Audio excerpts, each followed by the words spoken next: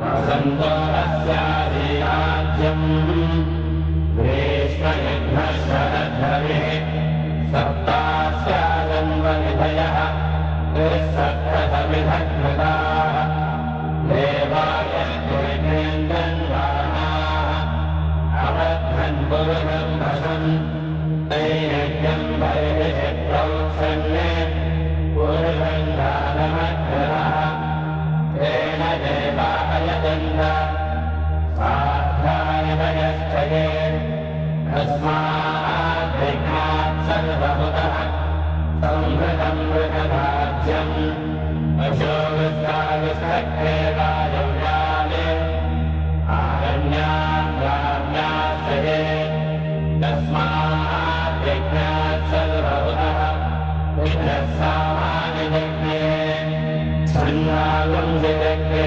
तस्मात् यजस्तस्मादजायत तस्मादस्वादजायन्त देवेदो भयादतः गावो हयज्ञे तस्मात्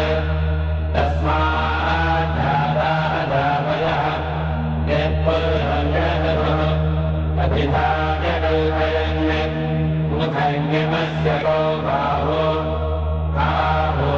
बालामुच्छेदे ब्राह्मणोऽस्य मुखमासीत् बाहोरान्यकृतः पूर्वतरस्य यद्वैश्यः अध्यात्मं सोऽत्र अजायत चन्द्रमा मनसो जातः चक्षुः अजायत मुखादिन्द्रश्चाग्निश्च प्राणात् वायुरजायत माभ्य आसीदन्तरिक्षम् शेषाद्यौ समवर्तत पद्माभो निर्दिशश्रोत्रात् तथा लोकागुम् न कल्पयन् वेदाहमेतम् पुरुषम् महान्तम् आदित्यवर्णम् तमसत्कृतारे सर्वाणि रूपाणि विचित्य धीरः नामानि कृत्वा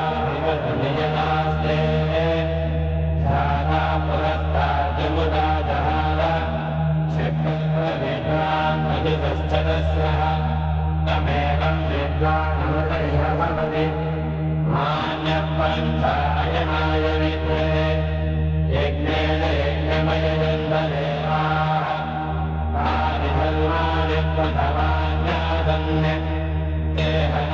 महिमानस्य चन्दे यत्र पूर्वे साध्याः सन्ति देवाः अध्वसम्भूतप्रचुर्वेदाश्च विश्वकर्मणः समबद्धदाधि तस्य त्वष्टा विदधद्रूपमेते तत्पुरुषस्य विश्वमादानमग्रे वेदाहमेदम् पुरुषम् महान्तम् आदित्यवर्णन्तमसत्परस्तात् तमेवम् विद्वानमृतयः भवति नान्यम् पन्था विद्यते जनाय प्रजापतिश्चरति गर्भे अन्तः अजायमानो बहुधा विजायते तस्य धीराः परिजानन्ति योनिम् मरीचीनाम् वदमिच्छन्ति वेधसः यो देवेभ्यारपति यो देवानाम् पुरोहितः पूर्वो यो देवेभ्यो जातः नमो ऋताय ब्राह्मये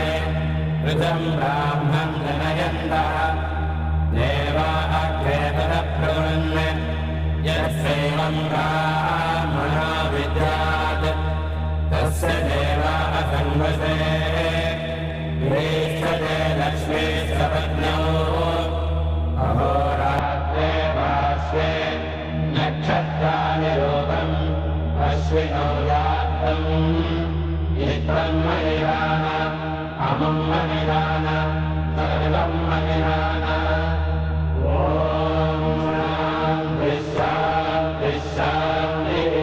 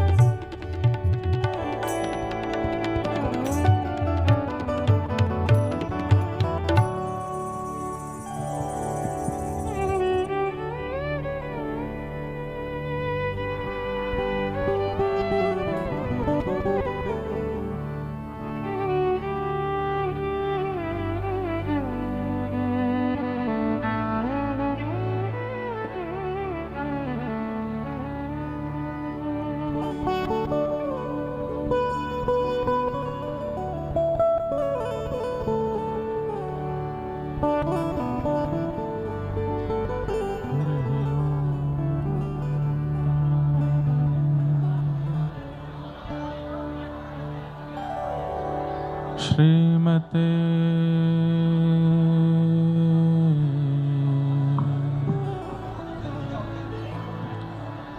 रामानुजाय नमः।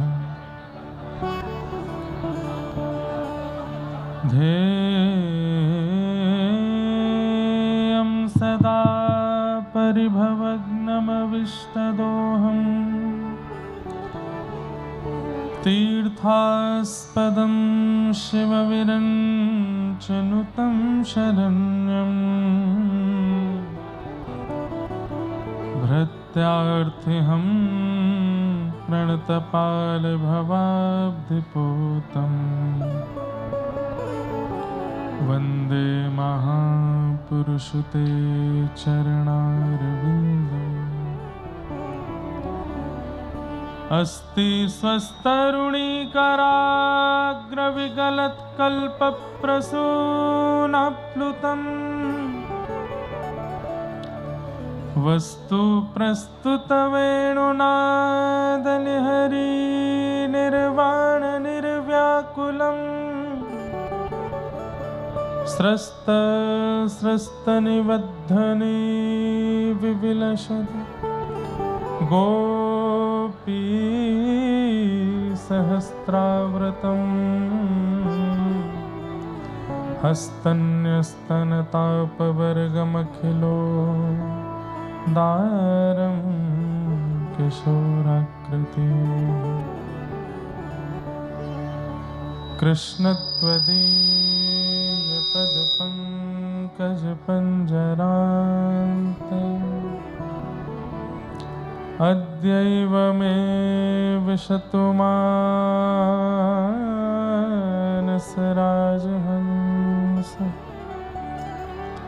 प्राणप्रयाणसमये कफवातपित्तैः कण्ठावरोधनविधौ स्मरणं कुतस्ते लक्ष्मीनाथसमारम्भाम् नाथयामुनमध्यमाम्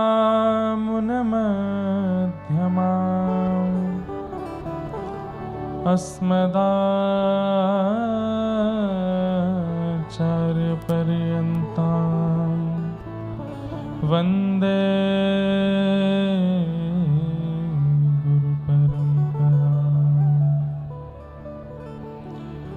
जय जय श्री राधारमण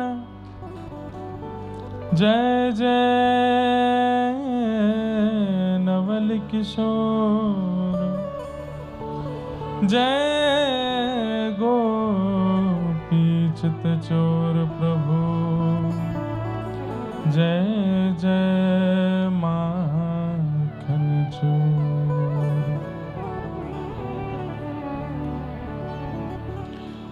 श्रीमन्नारायण नारायण नारायण श्रीमन्नारायण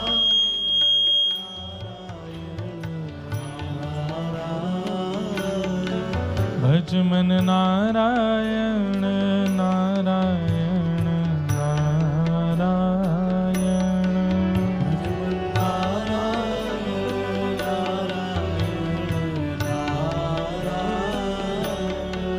श्रीमन्नारायण नारायण नारायण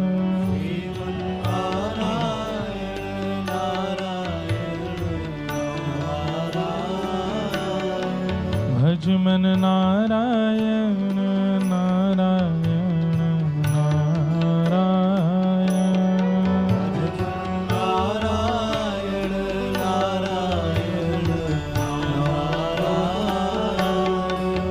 श्रीमन्नारायण नारायण नारायण श्रीमन्नारायण नारायण नारायण भज मन नारायण नारायण नारायण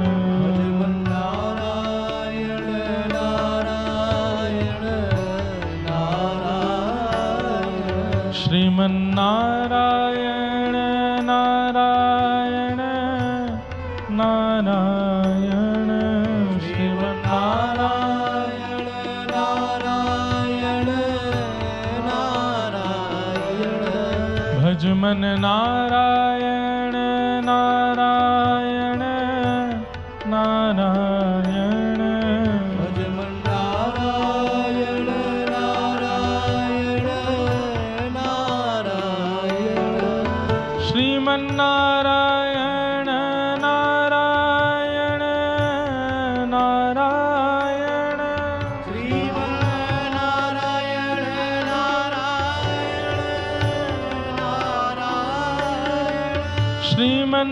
श्रीमन्नारायण नारायण नारायण श्रीमन्नारायण नारायण नारायण श्रीमन्नारायण नारायण नारायण श्रीमन्नारायण नारायण नारायण भज मन नारायण नारायण नारायण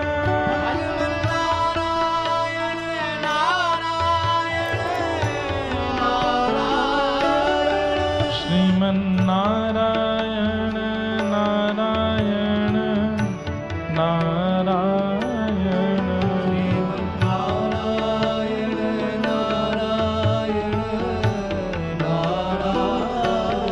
भज मन नारायण नारायण नारायण भज मन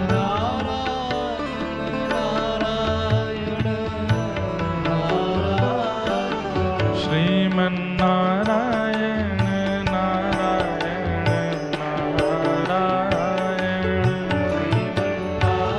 करताल बजा के गा भज मन नारायण नारायण नारायण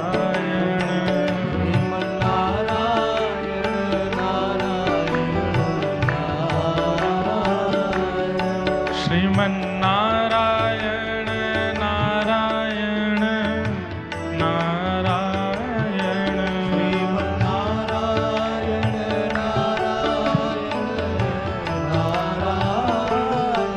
भज मन नारायण नारायण नारायण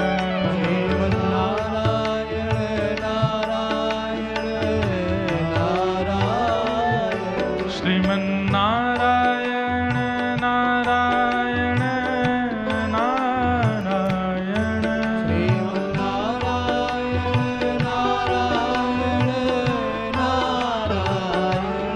बद्री नारायण नारायण नारायण बद्री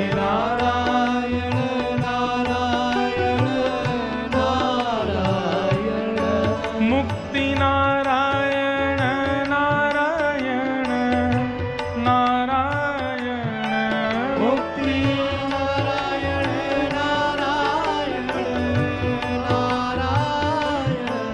मुक्ति नारायण नारायण नारायण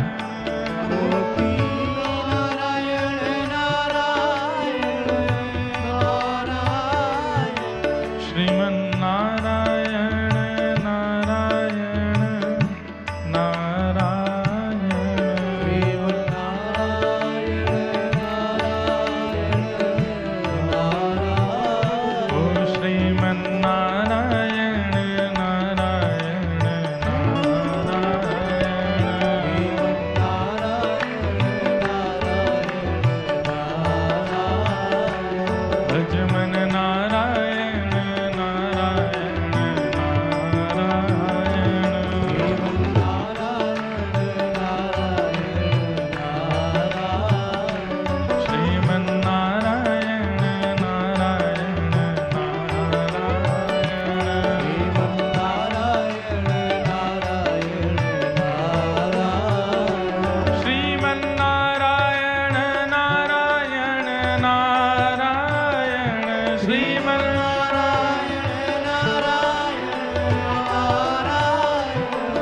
श्रीमन्नारायण नारायण नारायण नारायण नारायण नारायण मुक्ति नारायण नारायण नारायण मुक्ति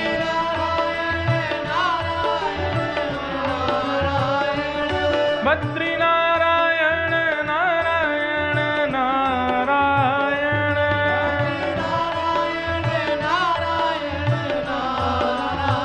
हो श्रीमन्नारायण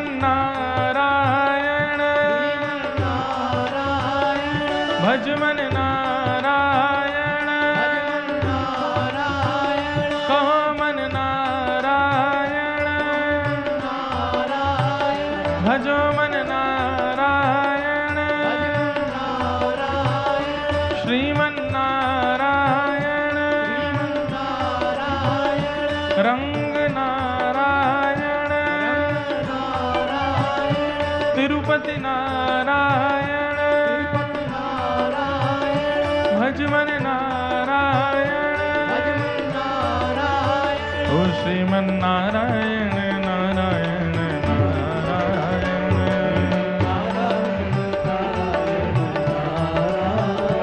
भजमन नारायण नारायण नारायण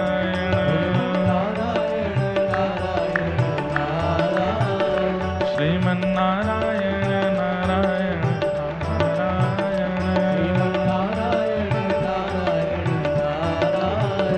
श्रीमन्नारायण नारायण जय जय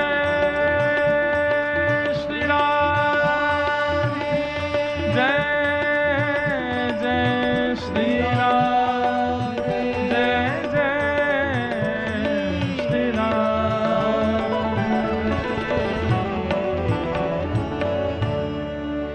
श्री वृंदावन बिहारी लाल की श्री राधा रमण लाल की श्री राधा वल्लभ लाल की प्यारे श्री राधा गिरधर लाल की श्रीमद्भागवत महापुराण की श्री सुखदेव जी महाराज की श्री परीक्षित जी महाराज की श्री वेदव्यास भगवान की भाष्यकार शेषावतार श्री रामानुस्वामी जी महाराज की जगन्नाथ महाप्रभु की बलभद्र सुभद्रा मैया की नीलाचल धाम की नील चक्र की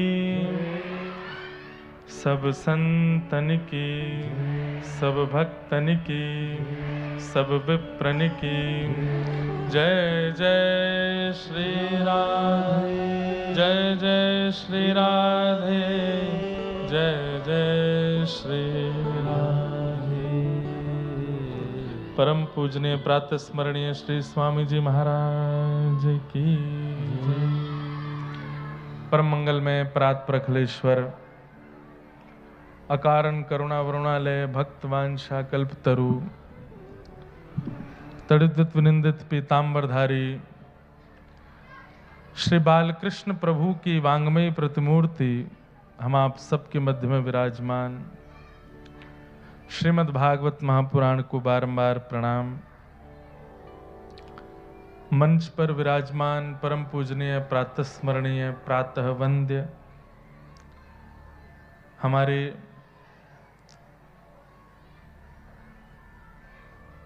गुरु परंपरा के संवाहक एवं हमारे परम पूजनीय प्रातः स्मरणीय श्री दादा गुरुदेव उनके परम कृपा पात्र परम पूजनीय श्री स्वामी जी महाराज को बारंबार प्रणाम। जिनकी परम वात्सल्यमयी कृपा दृष्टि दास के ऊपर सदा बनी रहती है, ऐसे हमारे पूज्य महाराज जी जिनके पावन सानिध्य में और जिन्हीं के पावन सत्संकल्प से श्री रंगनाथ मंदिर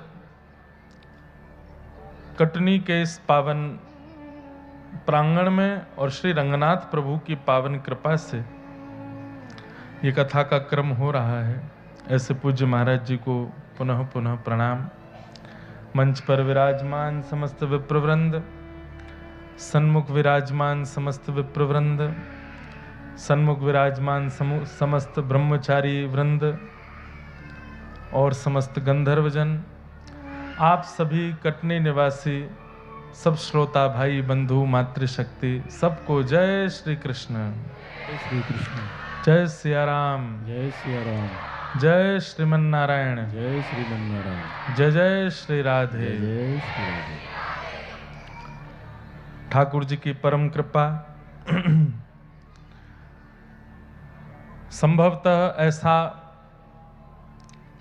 हो नहीं पाता है कि एक ही वर्ष में और कुछ ही महीनों में एक ही शहर में 2 बार आने का अवसर मिले,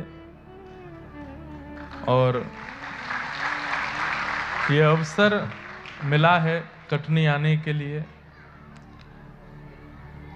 3 दिवसीय पूर्व एक सत्र हुआ भक्त चरित्र का, जिसमें हमने बड़े आनंद के साथ भक्त चरित्र सुने थे। और उसके बाद अब यह अवसर प्राप्त हुआ है कि पूज्य स्वामी जी के पावन सानिध्य में, रंगनाथ मंदिर के पावन प्रांगण में हम आप सब लोग कटनी में अब 7 दिन तक श्रीमद् भागवत की मधुरतम कथा का श्रवण लाभ प्राप्त करेंगे।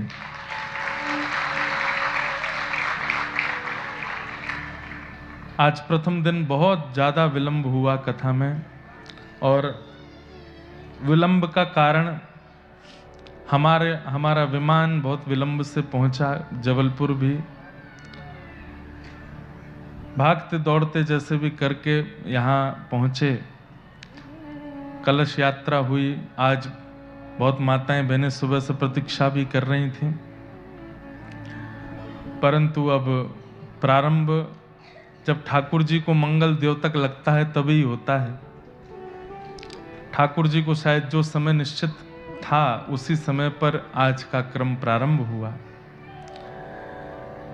शुभ मुहूर्त वही है जिस दिन राम जी राजा बन जाएं, जिस समय भागवत जी आकर के व्यास मंच पर बैठ जाएं, व्यास जी आकर के बैठ जाएं, वही शुभ मुहूर्त है।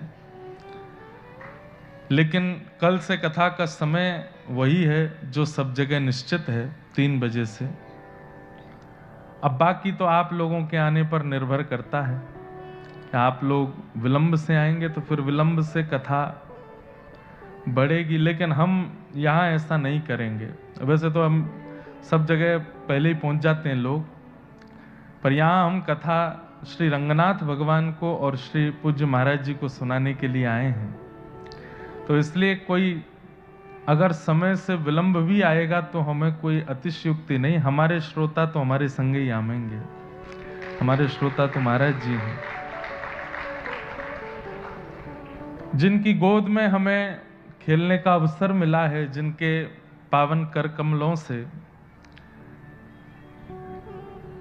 हम आज कुछ कह पा रहे हैं, जिनके पावन कर कमलों से हमको आशीष प्राप्त हुआ है। ऐसे पूज्य स्वामी जी महाराज परम कृपालु, परम दयालु, और हमारे प्रति महाराज जी सबके लिए महाराज जी हैं, पर हमारी मैया के तरह हैं। माँ के समान दुलार महाराज जी हमसे करते हैं। जैसे एक माँ का स्नेह होता है, माँ का वात्सल्य होता है। कौन कहता है कि वात्सल्य केवल मातृचित्त में होता है? मातृचित्त में वात्सल्य होता है, इस बात की प्रसिद्धि है। परंतु जब आचार्य चरण ठाकुर जी का कैंकर्य करते हैं ना, तो वही वात्सल्य जो माताओं के चित्त में होता है, वो ठाकुर जी कृपा करके अपने कैंकर्य करने वाले आचार्यों के चित्त में भी वैसा ही वात्सल्य दे देते हैं। और ये हमने अनुभव किया पूज्य महाराज जी के सानिध्य में। इतना वात्सल्य, इतना स्नेह, इतना लाड़ दुलार दास के प्रति करते हैं महाराज जी।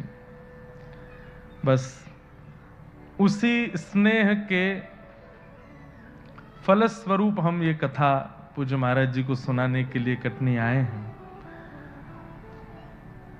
महाराज जी की आज्ञा हो गई तो हमारे लिए अध्यादेश है। वैसे तो ठाकुर जी की कृपा से सब जगह कथाओं के क्रम चलते हैं, लेकिन महाराज जी की आज्ञा हो जाए, और ये बात हम बहुत मंच पर बैठ के नहीं कह रहे हैं, लेकिन ये बात बिल्कुल सत्य है कि कल को कहीं बहुत व्यस्त भी हों और महाराज जी का अगर एक बार संकेत मिले कि नहीं वहाँ पहुँचना है, वहाँ आना है, तो फिर हम अपने सब मित्रों से जो हमारे सब व्यवस्था करते हैं, सब भाई लोगों से कह ही देते हैं कि महाराज जी की आज्ञा है। तो अब चाहे पृथ्वी आकाश एक हो, चाहे जैसी व्यवस्था बने, महाराज जी कह रहे हैं तो वहां पहुंचना है, जैसे भी करके पहुंचना है। तो महाराज जी की आज्ञा हुई कि कटनी में कथा सुनानी है। तो हमने अपने भाइयों से कहा कि भाई कैसे भी करके समय निश्चित करो, आगे पीछे करके, ऊपर नीचे करके, जो जिनका समय है उनको कहो कि आगे कभी कर देंगे, लेकिन ये कथा पहले महाराज जी के श्री युगल चरणों में हमें जाकर के सुनानी है। तो हम कटनी वालों को 3 दिन कथा सुना के जा चुके हैं। ये कथा तो हम महाराज जी को सुनाने के लिए आए हैं। आप लोग खूब भाव से, खूब प्रेम से विराजिएगा। आज प्रथम दिवस है कथा का, और हम परसों ही कलकत्ता में कथा पूरी किए। कल बंबई गए, पूरी रात कुछ गाते रहे, वहाँ पे कुछ रिकॉर्डिंग चल रही थी। सुबह 5 बजे बंबई से दिल्ली आए, दिल्ली से जबलपुर आए, जबलपुर से अब कटनी आए हैं। तो बस विश्राम के नाम पर यह है कि हम यहाँ से कथा पूरी करके जाते ही सो जाएंगे, पर सुबह ही उठेंगे सीधे। प्रसाद भी नहीं पाएंगे, इतनी निद्रा में हैं। लेकिन ये भी एक आश्चर्य है कि वक्ता को भले ही कितनी भी नींद आ रही हो, लेकिन वो सबको जगा करके ही जाएगा। तो हम तो कथा सुना के आपकी जागृति करेंगे, लेकिन आज प्रथम दिवस, व्यवस्थाएं भी बहुत, और थोड़ा शोभा यात्रा का भी क्रम रहा, विलंब भी बहुत रहा। हम थोड़ी देर महात्म्य की चर्चा कर लेते हैं। कल से कथा बिल्कुल नियमित रूप से होगी। आप सब लोग कुछ बातों का ध्यान रखिएगा। प्रयास कीजिए कि सप्ताह कथा श्रवण का आप संकल्प आज ही लें, चाहे जो हो जाए, हमें 7 दिन पूरी कथा सुननी है। पहली बात, वैसे अधिकतर लोगों का संकल्प होता ही है। दूसरी बात, आसन संग लेकर के आवें, जहां बैठना है वहां आसन अपना साथ लेके आवें। तीसरी बात, कथा श्रवण के समय पर कोई एक नियम धारण करें। जैसे एक बहुत सुंदर नियम है कि कथा में व्यास मंच पर, व्यासपीठ पर जैसे ही व्यास जी आ जाएं, उसके बाद विश्राम आरती जब तक ना हो जाए तब तक मौन रह करके कथा सुनिए। केवल बोलना है तो कीर्तन और भजन में आप बोल सकते हैं, बाकी कोई विषय वार्ता नहीं करनी है। दूसरा एक नियम आप धारण कर सकते हैं कि जितनी देर कथा में बैठेंगे उतनी देर कुछ खाएंगे पिएंगे नहीं, क्योंकि व्यास जी भी कुछ नहीं खाते हैं, व्यास जी भी कुछ पान नहीं करते हैं, तो फिर श्रोताओं को भी कुछ खाना पीना नहीं चाहिए। तीसरा नियम बना लीजिए कि एक आसन पर बैठ के कथा सुननी है। ये बार बार आसन नहीं बदलने, कभी ऐसे कभी वैसे, कभी पाम सीधे कर लिए, नहीं, एक आसन पर बैठ के कथा। हमारे परम पूजनीय प्रातः स्मरणीय श्री रमन रीति वाले महाराज जी एक बार कथा में आए थे, तो उन्होंने एक बहुत सुंदर बात कही कि वक्ता जो शब्द बोलता है, वक्ता जो कथा सुनाता है, वह शब्द सामवेद के अंतर्गत आता है। सामवेद ध्वनि युक्त होता है। बहुत ध्यान से सुनिएगा। ऋग्वेद, यजुर्वेद, सामवेद, अथर्ववेद, उसमें सामवेद, ये जो स्वर हैं हमारे पास, जो हम थोड़ा भी बोल के समय गाते हैं, या गाना नहीं भी आता तो आप केवल जो स्वर प्रकट करते हैं मुखमंडल से, वो स्वर सामवेद के अंतर्गत आता है। और सामवेद गरुण जी की पंखों से प्रकट होता है। जब गरुण जी आकाश में उड़ते हैं, तब गरुण जी के पंख जब वायुमंडल का स्पर्श करते हैं, तो जो ध्वनि प्रकट होती है वो सामवेद है। और श्री गरुण जी तभी उड़ते हैं जब पीठ पर शंख चक्र गदा पद्मधारी नारायण बैठे हैं। इसका मतलब क्या है? महाराज जी बोले कि जब वक्ता बोलता है तो उसके शब्द सामवेद हैं, और सामवेद गरुड़ जी के पंख से प्रकट होते हैं, और गरुड़ जी तब तक नहीं उड़ते जब तक ठाकुर जी नहीं हो। तो इसका मतलब वक्ता जो बोल रहा है उसके मुख से साक्षात गरुड़ जी ठाकुर जी को लेकर के उड़े हैं। अब ठाकुर जी को लेकर के गरुड़ जी वक्ता के मुख से प्रकट हुए हैं, तो गरुड़ जी उड़े हैं तो कहीं तो बैठेंगे। तो फिर सामने बैठे हुए श्रोताओं को देखते हैं, जो एकाग्र चित्त करके एक आसन में बिल्कुल सीधा बैठा हो और एक एक शब्द श्रवण कर रहा हो, उसी के कर्ण रंध्र से गरुड़ जी ठाकुर जी को लेकर के उसके चित्त में विराजमान हो जाते हैं। लेकिन अब श्रोता बैठा है कैसे? अब श्रोता, सोफा वाले बुरा नहीं मानना, सोफा और कुर्सी वाले आप लोग बुरा नहीं मानना, पर जैसे कुर्सी सोफा पे भी बैठे हैं तो सीधे बैठे हैं तो कोई दिक्कत नहीं। अब टेक लगा के बैठे हैं, थोड़ी पे हाथ धर के बैठे हैं, थोड़ी नींद सी आ रही है, कुछ खा रहे हैं पी रहे हैं, तो गरुड़ जी फिर उनके पास नहीं जाते। या कोई बहुत आसन अस्त व्यस्त करके बैठा हो, गरुड़ जी उसके पास भी नहीं जाते। लेकिन जो बिल्कुल सावधानी पूर्वक कथा का श्रवण कर रहा है, एक चित्त होकर के एक आसन में बैठ करके कथा सुन रहा है, भाई गली यदि बहुत टेढ़ी मेढ़ी होगी तो ड्राइवर गाड़ी नहीं घुसाएगा, मालिक को कह देगा कि यहीं उतर जाइए, अंदर गाड़ी नहीं जा सकती। ऐसे ही ये कर्ण रूपी रास्ता है। गरुड़ जी महाराज हमारी चित्तवृत्ति को, हमारे देह की स्थिति को देखते हैं, अगर बहुत अस्त व्यस्त लगती है तो गरुड़ जी भीतर प्रवेश नहीं करते। तो हम इससे वंचित क्यों रहें कि ठाकुर जी चित्त में आवे ही ना। इसलिए बिल्कुल सावधानी से कथा सुनिएगा। जो जो हमने नियम बताए नहीं पालन करोगे तो वो आप जानो, लेकिन करोगे तो फायदा बहुत होगा। एक आसन पर बैठ करके कथा सुनो, मौन रह करके कथा सुनो, कुछ खाए पिए बिना कथा सुनो। और पांचवा और सबसे विशेष नियम, बिना फोन के प्रयोग के कथा सुनो। बिना फोन चलाए कथा सुननी है। ये फोन वो लोग चलाएं जो कथा में यहां स्पष्ट प्रत्यक्ष नहीं आ पाए, पर जो लोग प्रत्यक्ष आए हैं वो लोग प्रयास करें कि फोटो और वीडियो भी जो कैप्चर करनी है वो यहां हो, वो सदा चित्त में हो, कि रात में स्वप्न में भी वही चित्रण दिखाई दे जो कथा में अनुभव किया था। आपको मोबाइल फोन में फोटो वीडियो, आजकल हम इससे बहुत परेशान हो गए फोन से, क्योंकि हमको जहां भी लोग मिल जाते हैं बिना फोटो खिंचाए छोड़ते नहीं। और फोटो खींचने के चक्कर में कोई कंधा पे हाथ धर देता है, कोई यहाँ पकड़ लेता है, कोई खींच लेता है, बोले खड़े एक फोटो खिंचवा के जाओ महाराज जी। हमको लगता है कि बिना फोटो के हमारी कोई वैल्यू ही नहीं है। अरे तो मिले हो, दो शब्द कुछ बात कर लो, अच्छी कोई चर्चा कर लो।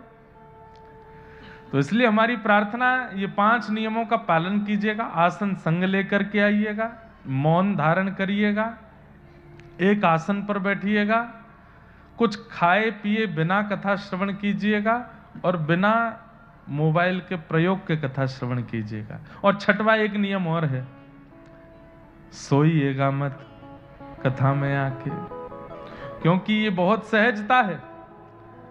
संपूर्ण व्यवस्था होने के बाद में भी घर पर व्यक्ति को नींद नहीं आती बिना दवाई लिए, पर कथा का प्रांगण ऐसा है। लेकिन हम तो बहुत क्या बोलते हैं, स्ट्रिक्ट तो नहीं है, लेकिन ऐसे वक्ता हैं कि कोई सोता दिख जाता है तो बगल वाले को इशारा कर देते हैं, कौन ही मारो इसको, उठाओ। और एक और बात, अगर कोई आपको सोता दिख जाए और कहीं आपको वो दिख जाए और आप जाकर के उसको उठा देते हैं, तो आपको उसको उठाने का भी पुण्य प्राप्त होगा कि चलो आप कथा में किसी को सोने नहीं दे रहे हैं। क्योंकि कुछ अराजक तत्व ऐसे भी हैं, उनको कथा में ही नींद आती है, तो उससे बचिएगा। तो बाकी ये सब नियम है। अब अंत में एक बात कह दें, नियम पालन करो चाहे मत करो, पर कथा सुनो, कैसे भी सुनो। 3 बार भोजन करके सुनो, लेट के सुनो, पढ़ के सुनो। अंतिम बात यही है, कथा श्रवण होनी चाहिए, कथा चित्त में आनी चाहिए। चर्चाएं तो बहुत हैं, भूमिका बहुत है। महाप्रभु जी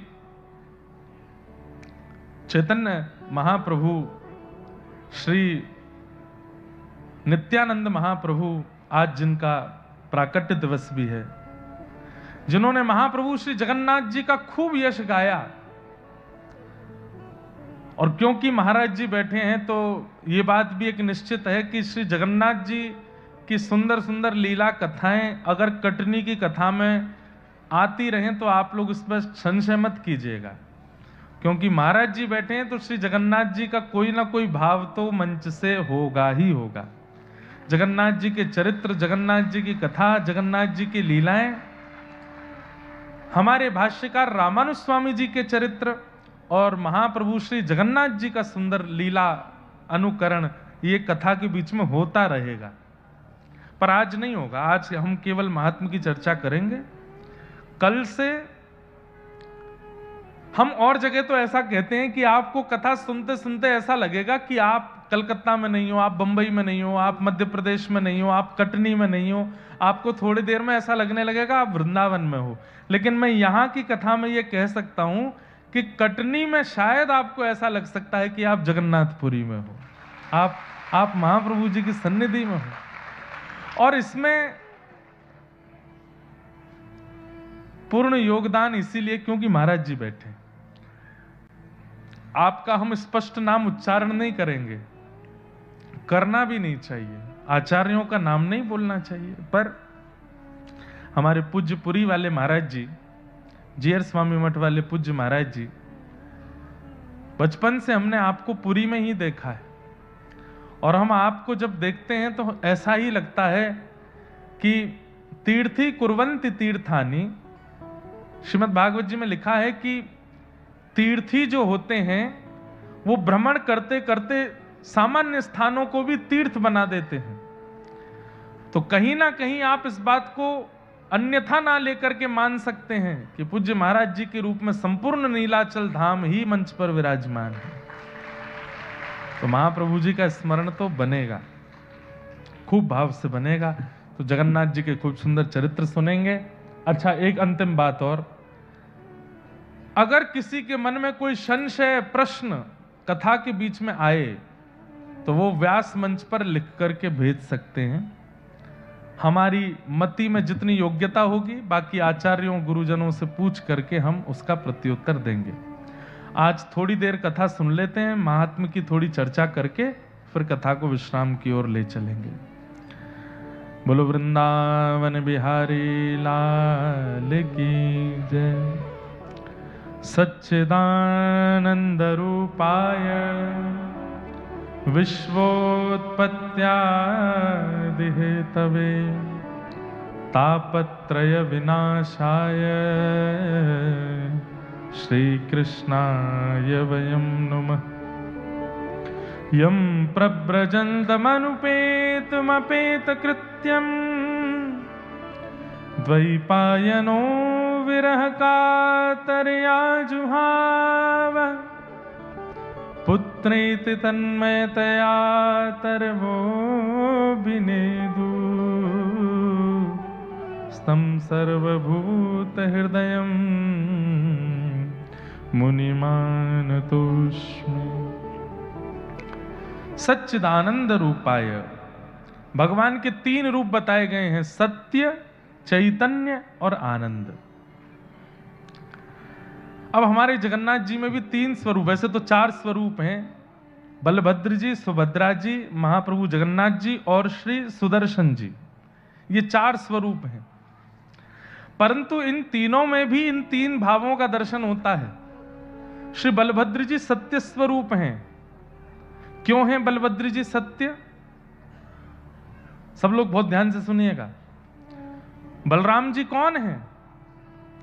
शेषावतार हैं श्री बलराम जी महाराज, और वही शेषावतार आचार्य चरण श्री रामानुज स्वामी जी के रूप में प्रकट हुए। तो आचार्य सदैव सत्य ही होता है। आचार्य कौन? जिसको ठाकुर जी भी कभी असत्य ना कर सकें, वो आचार्य। तो सत्य, चैतन्य और आनंद, अगर इन तीनों रूपों का दर्शन करना है तो महाप्रभु जगन्नाथ जी के रूप में या फिर भागवत जी के श्रवण में, ये तीन रूपों का दर्शन हो सकता है। बलभद्र जी साक्षात सत्य हैं क्योंकि जीवाचार्य हैं, आचार्य हैं। सुभद्रा जी साक्षात चैतन्य हैं।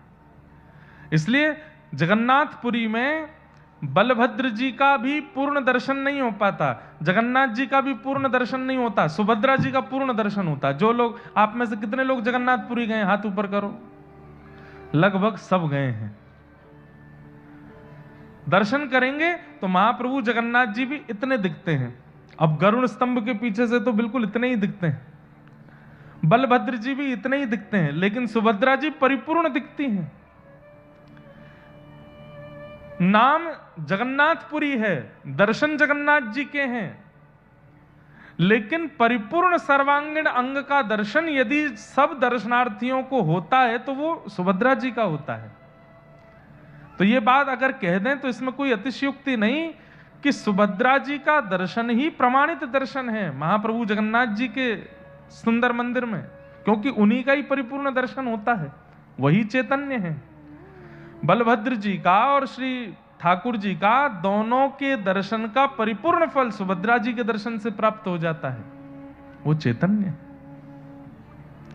सत्य स्वरूप श्री बलभद्र जी हैं, चैतन्य स्वरूप सुभद्रा जी हैं, और आनंद कंद स्वरूप महाप्रभु जगन्नाथ जी हैं।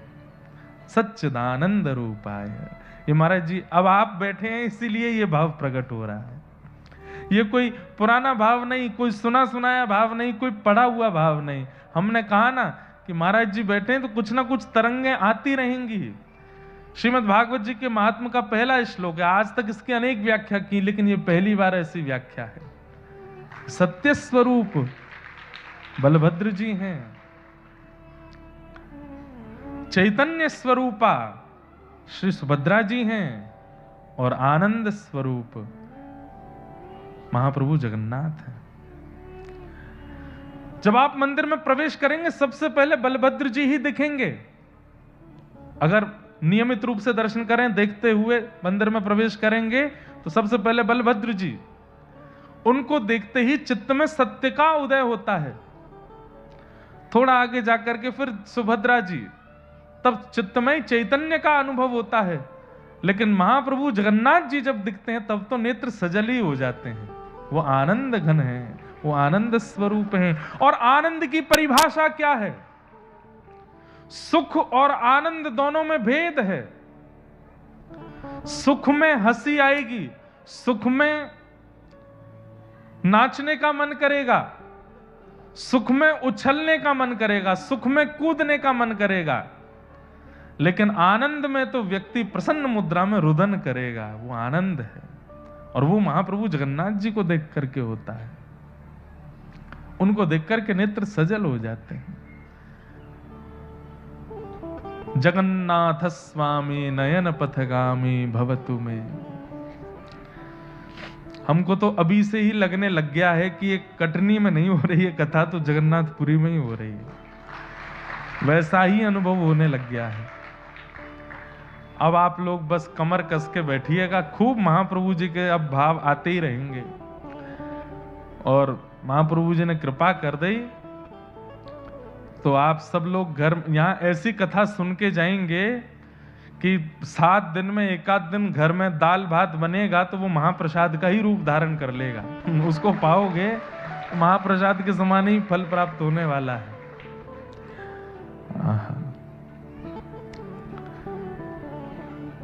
विश्वोत्पत्त्यादि हेतवे, विश्व की उत्पत्ति करना, पालन करना और संहार करना। अब यहां पर भी तीनों की क्रिया दिखाई देती हैं। महाप्रभु जगन्नाथ जी, अभी तक हम लोग बलभद्र जी, सुभद्रा जी, जगन्नाथ जी ऐसे सुन रहे थे। अब अगली पंक्ति ऐसे सुनो। उत्पत्ति कौन करता है सृष्टि की? महाप्रभु जगन्नाथ जी करते हैं। पालन कौन करता है? पालन मां ही करती है, सुभद्रा जी मां है। तो उत्पत्ति करता जगन्नाथ, पालन करता मां तो सुभद्रा जी, और संहार करता हल मूसल वाले श्री बलभद्र जी, वही संहार करते हैं। तापत्रय विनाशाय, त्रिविध तापों को जो विनाश करते हैं, आदि दैविक आदि भौतिक आध्यात्मिक तापों को जो विनाश करते हैं, ऐसे श्री कृष्णाय वयम नमः, ऐसे श्री कृष्ण को हम बारंबार प्रणाम करते हैं। बंधुओं, आज महात्म की कथा है। महात्म का मतलब क्या होता है? महत्व। श्रीमद् भागवत जी का महत्व क्या है? मैं महात्म के कुछ श्लोकों का वाचन करके सूक्ष्म भाव से उसको आपको समझा देता हूं। 88,000 सौनकादि ऋषि नैमिषारण्य क्षेत्र में बैठे थे। अभी यहां 6 तारीख को कथा विश्राम करेंगे, 7 तारीख से फिर व्रज में एक स्थान है, वहां कथा है, फिर 16 तारीख से नैमिषारण्य में ही कथा है, और नैमिषारण्य में भी हमारे पूज्य महाराज जी का स्थान है, वहां पे तब भी जाएंगे दर्शन करने। नैमिषारण्य 88,000 सौनकादि ऋषि बैठे हैं। किस लिए बैठे हैं? मानव कल्याण की चिंता से बैठे हैं। एक बात बंधुओं बहुत सावधानी से सुनिएगा, हमारा आपका कल्याण हो इसकी चिंता हम लोगों को नहीं होती, इसकी चिंता महापुरुषों को ही होती है। ये कथा कराने का औचित्य क्या है? मंदिर बनाने का औचित्य क्या है? इतने बड़े बड़े आश्रमों में अनुष्ठान कराने का, महाप्रसाद पवाने का, इन सब का औचित्य क्या है? ताकि इन सब में सम्मिलित होकर आपका उद्धार हो सके, आपका कल्याण हो सके। वे तो अपना कल्याण कर ही रहे हैं, नाम जप करके, भजन करके, साधन करके वे तो अपना कल्याण कर ही रहे हैं, पर आपका कल्याण कैसे होगा? तब ऐसे महापुरुष प्रयास करते हैं, नगर में जाके भाई यहाँ पे एक अनुष्ठान करो, यहाँ पे एक कथा का क्रम कराओ, गौ सेवा करो, तुम सब लोग उसमें अपनी अपनी सहभागिता व्यक्त करो, धन से, मन से, तन से लगो अनुष्ठान में, ताकि आपका कल्याण हो सके। हमारे कल्याण की विचार संत ही करते हैं, और आज से नहीं, अनादिकाल से कर रहे हैं। 88,000 सौनकादि ऋषियों ने जाकर के ये चिंता व्यक्त की कि इस कलिकाल में मानव का कल्याण कैसे होगा। अच्छा, एक प्रश्न करें हम। प्रश्न कर रहा हूं मैं, पर उत्तर मुझे मत दीजिएगा, उत्तर आप अपने आप को ही दीजिएगा। प्रश्न क्या है? मानव कल्याण किसे कहते हैं? मेरा कल्याण किस में है? इसका उत्तर अपने आप को ही दीजिए कि हमारा कल्याण किस में है। लोग मानते हैं कि धनवान होना कल्याण है, ऐश्वर्यवान होना कल्याण है, संपत्तिवान होना कल्याण है, नाम प्रतिष्ठा यश वैभव कीर्तिवान होना कल्याण है। आप कहोगे नहीं, अभी यहां पे मना करोगे, लेकिन यहां से निकलते सब भागते इसी के पीछे हैं, धन के पीछे, ऐश्वर्य के पीछे, नाम के पीछे, प्रतिष्ठा के पीछे, वैभव के पीछे। यह कल्याण का मार्ग नहीं। कई लोग उत्तर यह भी दे रहे होंगे अपने आप को कि कल्याण का मतलब स्वर्ग की प्राप्ति, वैकुंठ की प्राप्ति, नारायण हरि की प्राप्ति। तो ये बहुत बाद का विषय आपने पकड़ लिया। अभी जीवित अवस्था में अगर मैं कह दूं कि कल के कल आपका कल्याण होना चाहिए, तो उस कल्याण को आप किस रूप में लोगे? कई लोग कहेंगे कि गुरुजी प्राप्त हो जाएं वो कल्याण है, हम ब्रजवास कर लें वो कल्याण है, जगन्नाथपुरी चले जाएं वो कल्याण है। सब कर रहे हैं आज की डेट में, इसमें कोई बड़ी बात नहीं है। कल्याण है क्या? हमारा मन ठाकुर जी का स्मरण करे, ये सामान्य बात हो गई है। आजकल सब लोग ठाकुर जी का स्मरण करते हैं, पर हमारी किसी क्रिया, हमारे किसी विचार और हमारे स्वभाव से प्रसन्न होके ठाकुर जी हमारा स्मरण करें, ये हमारा कल्याण है, ये हमारा कल्याण है। मेरा सुमिरन हरि करें। अब भक्ति की परिभाषा थोड़ी बदलनी है। मैं हरि का सुमिरन करूं, ये तो बहुत समय से चला आया है, पर भक्ति ऐसी हो कि मेरा सुमिरन हरि करें, मेरा स्मरण ठाकुर जी कर रहे हैं। महाप्रभु जगन्नाथ जी के परम भक्त हुए श्री माधवदास जी महाराज, उनके मन में इच्छा हुई कि मैं जगन्नाथपुरी से अब व्रज की यात्रा करने जाऊं। तो महाप्रभु जी से जब आज्ञा लेने के लिए गए, जगन्नाथ जी से जाकर के कहा कि हे जगन्नाथ जी, मैं व्रज यात्रा पर जा रहा हूं, मैं वृंदावन यात्रा पर जा रहा हूं। जैसे ही उन्होंने कहा मैं वृंदावन जा रहा हूं, तो श्री महाप्रभु जगन्नाथ जी व्याकुल हो गए। जैसे कोई एक बालक छटपटा जाता है, जैसे देखता है कि मेरे पिताजी बाइक पे बैठ गए, गाड़ी में बैठ गए, अभी ये बाहर घूमने जा रहे हैं, तो बालक छटपटा जाता है, ऐसे ठाकुर जी छटपटाने लगे और माधवदास जी से बोले, हे माधव, तू वृंदावन क्यों जा रहा है? मैं बैठा तो हूं यहां पे, मैं तेरे सामने बैठा हूं, तुझसे बात करता हूं, तेरे साथ आनंद करता हूं, फिर भी तुझे व्रज जाने की आवश्यकता क्यों है? तू मत जाना, मेरा मन कैसे लगेगा?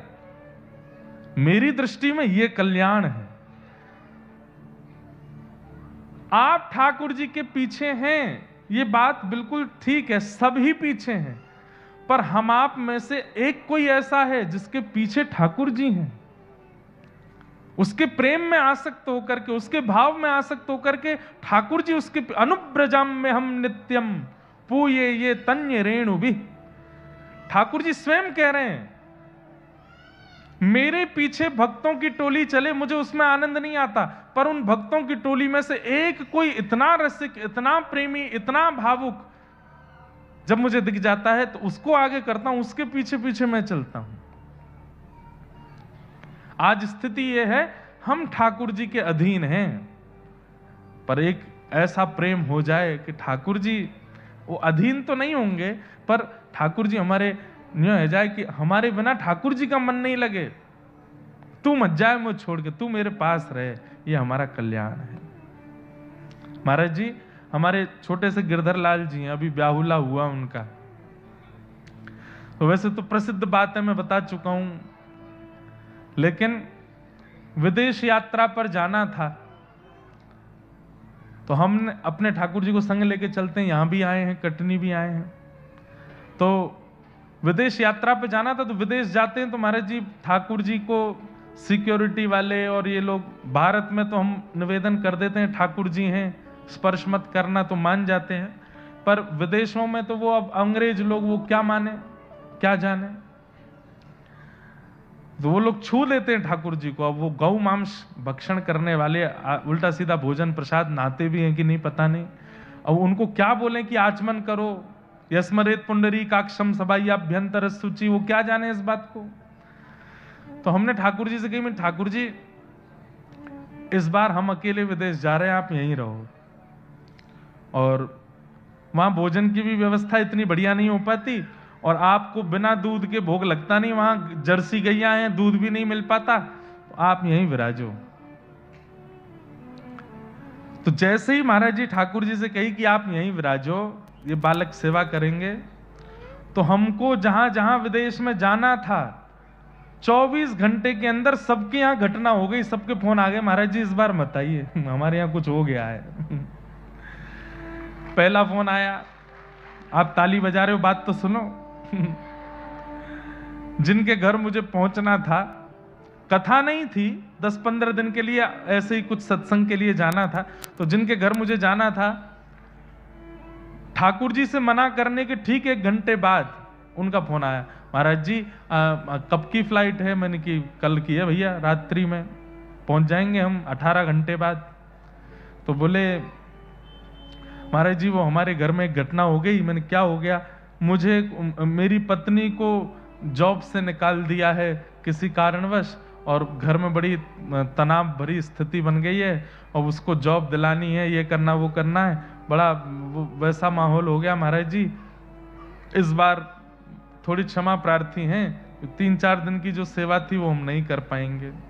मैंने कोई बात नहीं, 3-4 दिन बाद जिनके पास जाना था उनके पास चले जाएंगे, पुरानी बात है। अब 3-4 दिन बाद जिनके पास जाना था उनका भी 3 घंटे बाद ही फोन आ गया, बोले महाराज जी आप यहाँ कब आ रहे हैं? मैंने कि भैया हमको कल निकलना है, और हमको फोन करना भी था कि हम सीधे आपके यहाँ ही आ रहे हैं, 3 दिन बाद नहीं आएंगे, कल ही आ रहे हैं। नहीं नहीं महाराज जी वो एक बार हो गया। मैंने कहा क्या हो गया? बोले हमारी माता जी को अटैक आ गया, हम भारत जा रहे हैं वापस।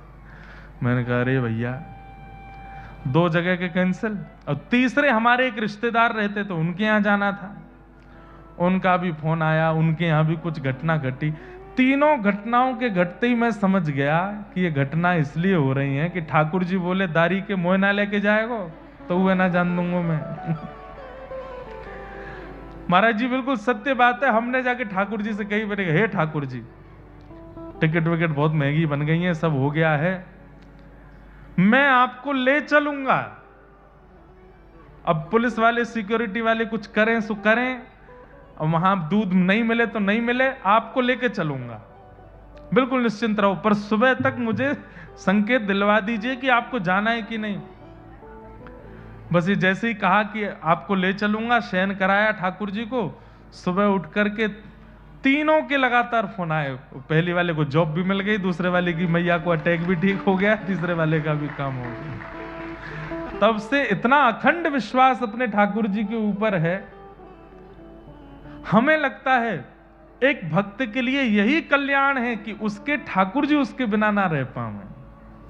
आप अपने ठाकुर जी के बिना छटपटाने लगो, यह भी एक विषय होना चाहिए, पर आपके ठाकुर जी भी आपसे इतनी प्रीति करें कि वो भले ही अव्यवस्था वाली जगह है, लेकिन आपके बिना आपके ठाकुर जी जा ना पावे, रह ना पावे, ये कल्याण। तो ऐसे विचार, ऐसा स्वभाव, ऐसी बुद्धि, ऐसा निर्माण कीजिए कि ठाकुर जी आपके हो जाएं, और बस आपके बगैर उनका मन ना लगे। कई लोग कहते हैं हमारा ठाकुर जी के बगैर मन नहीं लगता।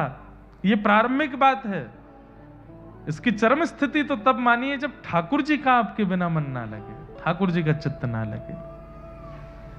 तो मानव कल्याण के लिए क्या करना चाहिए, ये प्रश्न लेकर के सौनकादि ऋषि बैठे हैं। तभी सूत जी महाराज ने आकर के उत्तर दिया, प्रीति सौनक चित्ते ते यतो विचमी विचार्य च सर्व सिद्धांत निष्पन्नम संसार भयनाशनम। सूत जी महाराज कहते हैं कि इस कलिकाल में कल्याण तब प्रारंभ होगा जब व्यक्ति संसार के मृत्यु रूपी भय से बचे। यह बात बिल्कुल स्पष्ट माननी पड़ेगी। हम सबको भय है मृत्यु का। आप में से कई लोग कह सकते हैं हमें कोई भय नहीं है, हमें डर नहीं लगता मरने से, हमें मृत्यु का भय नहीं है। एक गेंद लेकर के अगर मैं आपकी ओर फेंकूंगा, आप तुरंत अपने आप को हटाओगे। इसका मतलब क्या है? किंचित भय है, सबको है। आपके ऊपर धूल उछाली जाए तो आपका नेत्र बंद हो जाएंगे, आपकी आंखें बंद हो जाएंगी। इसका मतलब क्या है? भय है। आपको अगर जोर से पकड़ करके चींटी काट दी जाए तो आप चिल्लाओगे। इसका मतलब क्या है? आप मन से अपनी वाणी से कह रहे हो कि मुझे मृत्यु का भय नहीं, पर आपका रोम रोम भयभीत रहता है मृत्यु से, इसीलिए वो बचता रहता है। अभी यहां से नीचे उतरते समय पैर रिपट जाए और व्यक्ति गिरने लगे तो व्यक्ति हाथ पैर दोनों से अपने आप को बचाने का प्रयास करेगा कि मैं बचूं, मैं ना गिरूं। क्यों? मृत्यु का भय है। उसे भले ही ना हो, उसके शरीर को है। और इस मृत्यु के भय को दूर करने की सामर्थ्य केवल और केवल श्रीमद् भागवत जी में है। इसलिए यहां लिखा है, काल व्याल मुखग्रास त्रास निर्णा सहेतवे श्रीमद् भागवतम शास्त्रम कलौ कीरेण भाषितम। अच्छा एक बात, आप कहोगे महाराज जी कथा सुनने के बाद भय नहीं लगेगा। अगर मूल रूप से, वास्तविक रूप से कथा चित्त में व्यवस्थित हो गई होगी, कथा चित्त में स्थापित हो गई होगी, शरीर की गतिविधियां तो चलेंगी, लेकिन आप प्रत्येक परिस्थिति को भगवत कृपा मानने लग जाओगे। जो भय मानते थे उसको कृपा मानने लगोगे। अब गिरते समय चोट भी लगेगी तो भी ठाकुर जी शायद यही चाहते थे इसलिए लग गई। कोई व्यक्ति छोड़ के चला जाएगा, ठाकुर जी शायद यही चाहते थे इसलिए चला गया। भोजन नहीं मिला, ठाकुर जी शायद आज भूखा ही चाहते थे इसलिए भोजन नहीं मिला। मतलब हर परिस्थिति को आप नकारात्मक रूप से देखना बंद कर दोगे, उसके प्रति एक सकारात्मक बुद्धि जागृत हो जाएगी। यह भागवत जी की कृपा है। और इसी कृपा से धीरे धीरे धीरे धीरे वह मृत्यु का भय वह भी पूर्ण रूपेण चला जाएगा।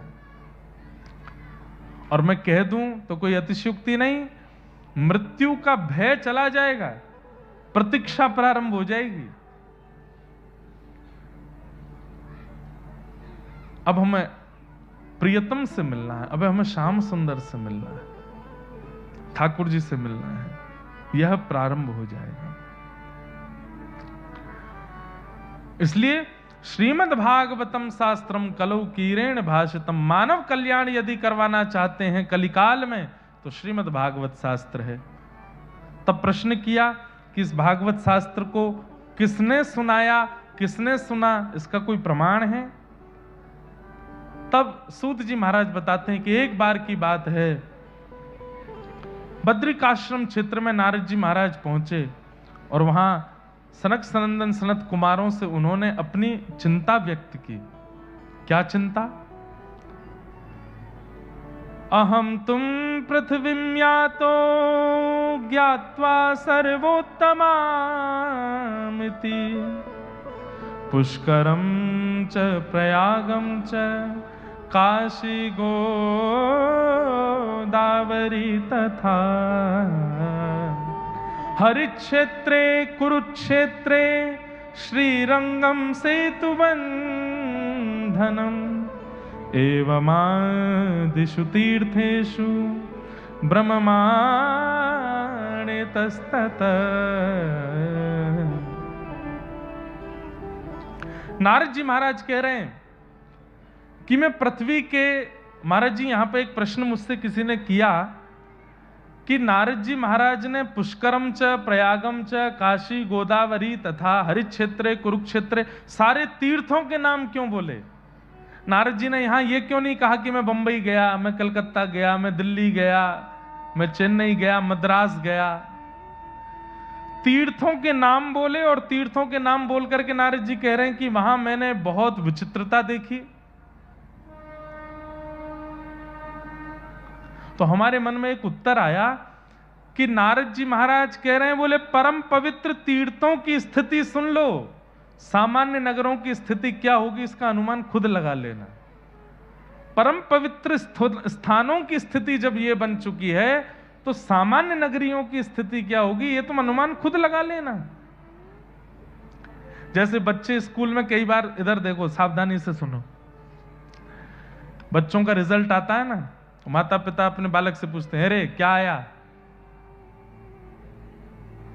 अब वो बालक फेल हो गया है ये नहीं बताएगा कि मैं फेल हो गया, वो बोलेगा सामने वाले शर्मा जी का बेटा भी फेल हो गया। बोले उसका नहीं अपना बता, अरे वो गुप्ता जी हैं उनका बेटा भी फेल हो गया है।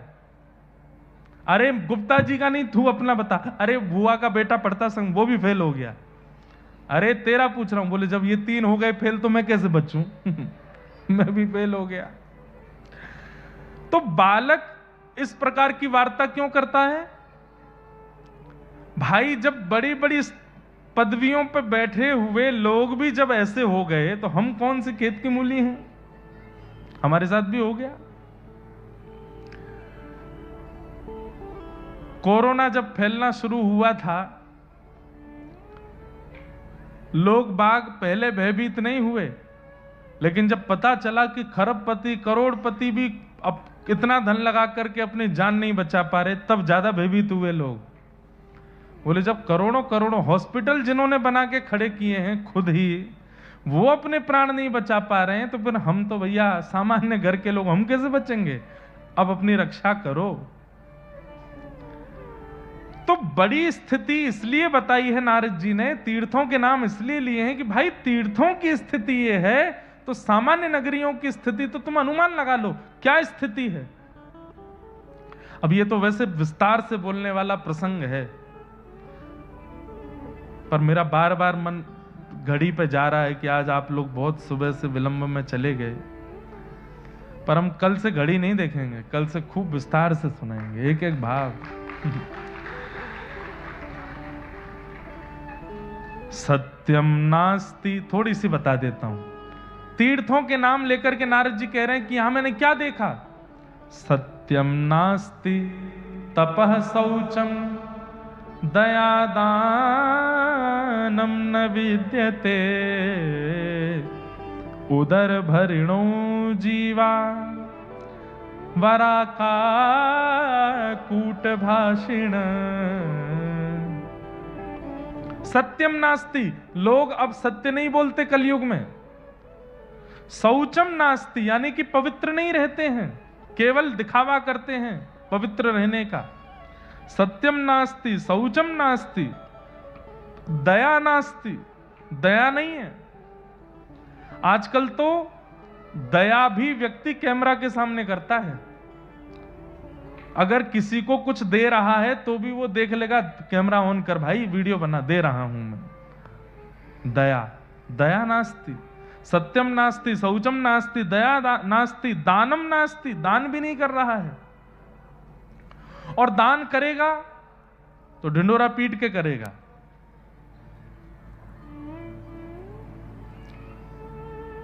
गौ दान कर दी तो बेचारे ब्राह्मण के पीछे ही पड़ गए हैं।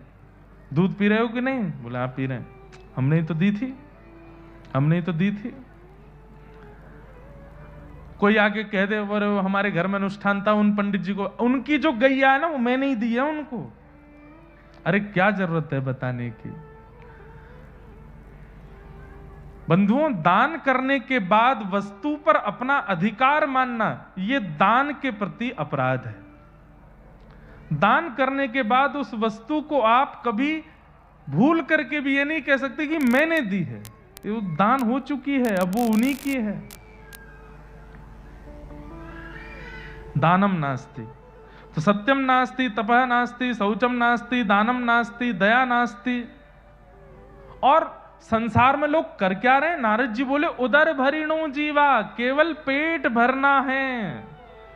उसके लिए तिलक लगाना पड़े चलेगा, उसके लिए शिखा रखनी पड़े चलेगी, उसके लिए धोती पहननी पड़े चलेगी, उसके लिए रोड पर नाचना पड़े चलेगा, उसके लिए ये कर। अरे पेट भरने के लिए क्या नहीं कर रहे हैं लोग।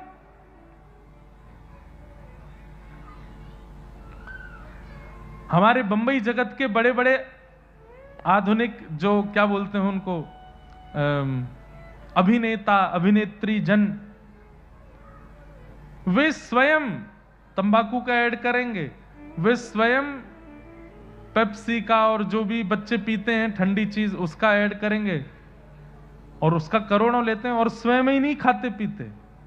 क्यों? उनको पता है कि इसमें दोष है।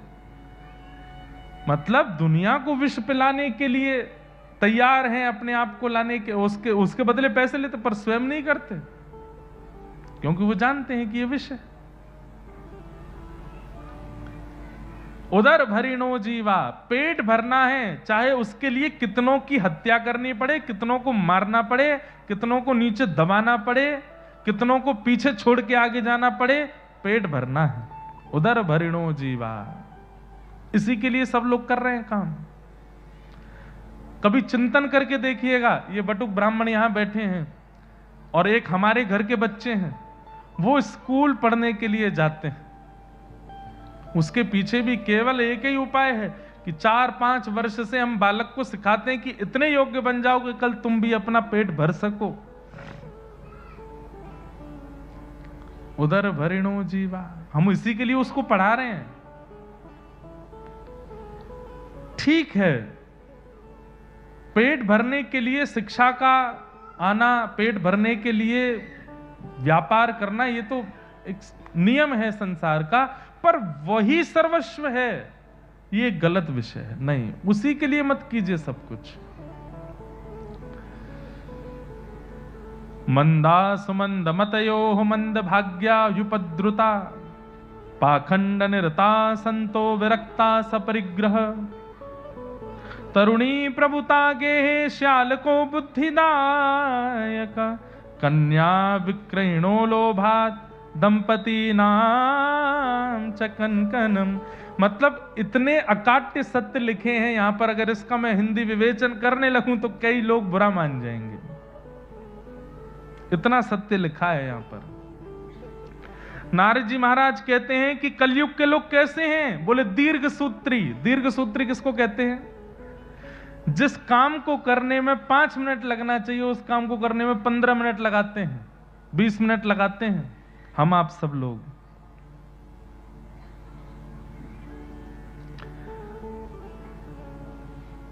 दीर्घ सूत्री। मंद है बुद्धि। तंबाकू के ऊपर लिखा है स्पष्ट कि मुझको खाओगे तो मैं तुम्हारी जान ले लूंगा, फिर भी खा जाते हैं।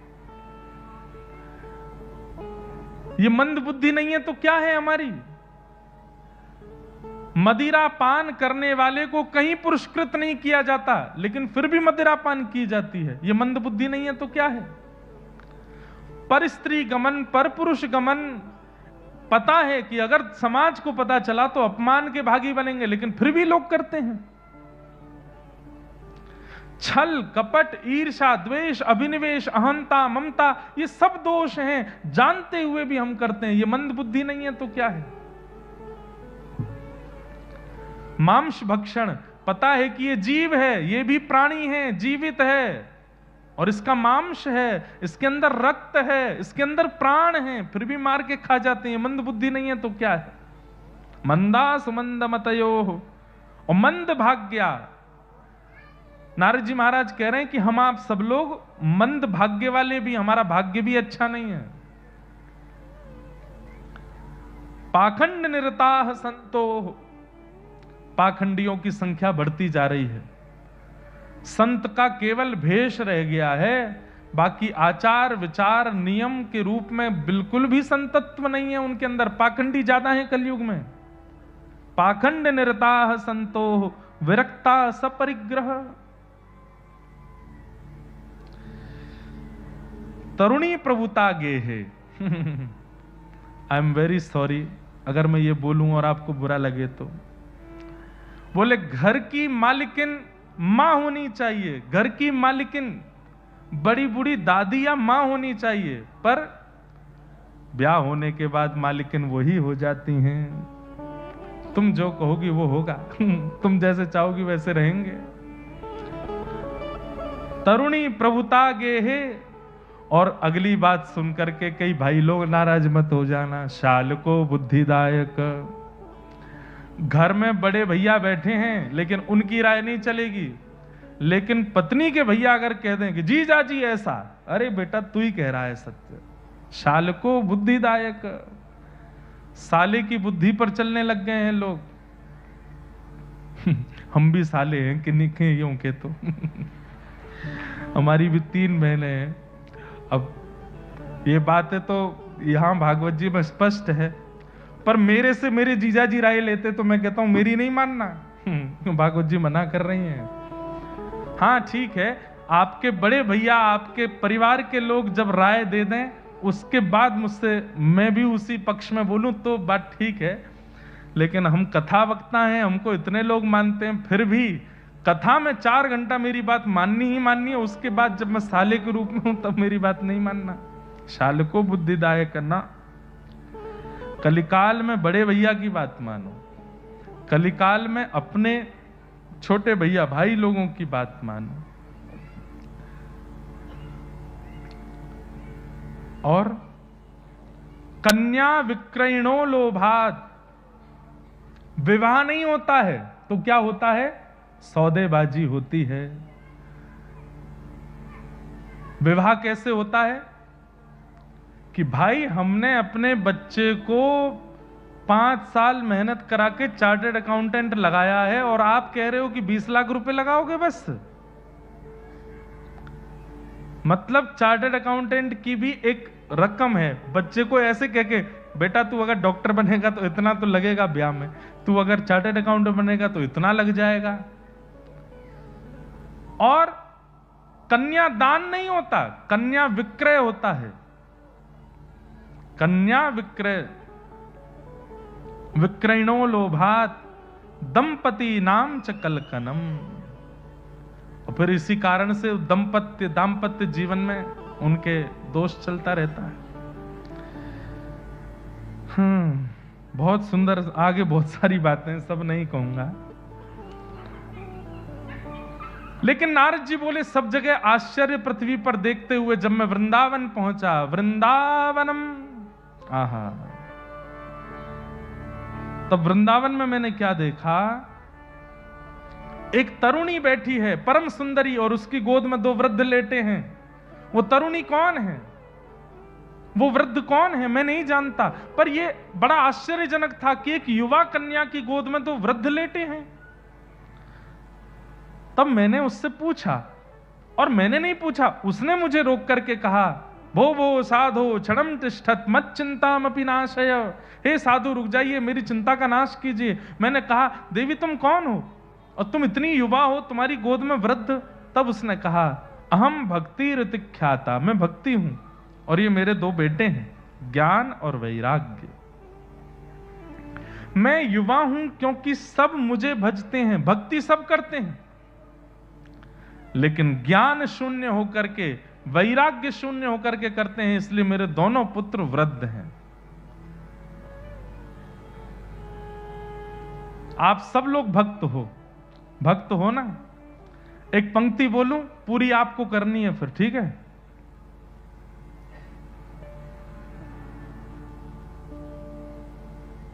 श्री गुरु चरण सरोज रज निज मन मुकुर सुधार,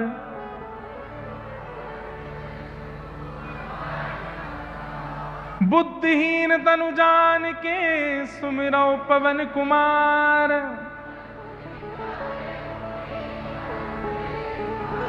ठीक है, अब मैं जिसको बुलाऊं आप में से, इसका अर्थ आके बता दीजिए मंच पे। क्या कहा आपने? कई लोग जानते होंगे, पर मैं जिसको मेरे को तो सब दिख रहे हैं, मैं जिसको चुन के बुलाऊंगा वो नहीं बता पाएगा, नहीं बता पाएगा। नहीं जानते क्यों? भक्ति है, ज्ञान नहीं है। आप लोग अपने घर के बाहर स्वस्तिक बनाते हैं, स्वस्तिक का अर्थ क्या होता है, स्वस्तिक क्यों बनाया जाता है, उसका द्योतक क्या होता है, उसका कारण क्या होता है, नहीं जानते हम लोग।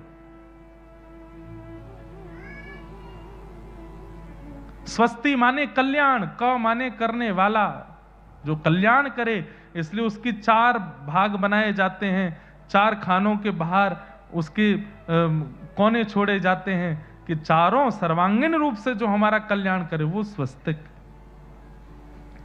घर पर आने वाले मेहमान को तिलक क्यों लगाया जाता है, नहीं पता हमको।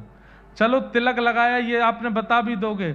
अक्षत क्यों लगाते हैं, ये नहीं पता हमको, नहीं जानते। और कभी जानने की इच्छा भी पैदा नहीं करी। 60 साल के हो गए, 70 के हो गए, प्राण त्यागने की स्थिति में पहुंचते जा रहे, पर कभी जानने की इच्छा भी नहीं हुई कि क्यों। इसका मतलब क्या है? भक्ति है पर ज्ञान नहीं है। शिव आराधन करने जाते हैं, नारायण आराधन करने जाते हैं, सूर्य आराधन करने के लिए जाते हैं। अरे घरों में जाता हूं मैं, महाराज जी भी अनुभव करते होंगे, छोटे छोटे बच्चों को लाके खड़ा कर देते हैं माता पिता, चलो महाराज जी को श्लोक सुनाओ, और वो बालक गायत्री सुनाता है, जबकि गायत्री इस प्रकार बोलना भी मना है। भक्ति है पर ज्ञान नहीं है। और इसी कारण से आज इतना बिखरा हुआ सनातन धर्म लगता है।